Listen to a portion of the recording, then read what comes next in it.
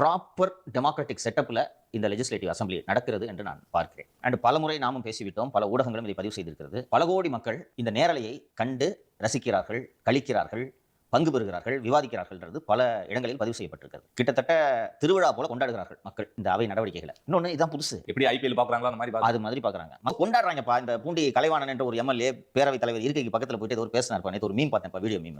அவ்வளவு அழகா எடிட் பண்ணி போட்டுருக்காங்க. அந்த அப்படி போடுங்க, அவ்வளவு அழகா ஒரு கையாட்டி பேசுறாரு, ஒரு சினிமா டயலாக் எடுத்ததுக்கு வச்சு அவ்வளவு அழகா இருக்கு. முன்னாடி தவிர வேற எந்த பொம்பளை தொடர்ந்து சொல்லி இந்த துண்டை தாண்டி சத்தியம் பண்ணி பாப்பா, சத்தியம் பண்ணி பாப்பா. என்ன யோசிக்கிற? நீ மட்டும் இல்ல, இங்க இருக்கிற எந்த ஆம்பளையாலும் தாண்ட முடியாது. நானே தாண்ட முடியாது. என்ன சக்கரை தாண்டியா? சக்கரையே சக வாங்குற பாரு.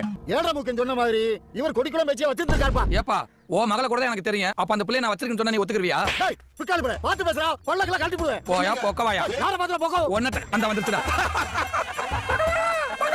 இவங்களுக்கு போய் பஞ்சாயத்து பண்ணி தீர்ப்பு சொல்லணும் பாரு.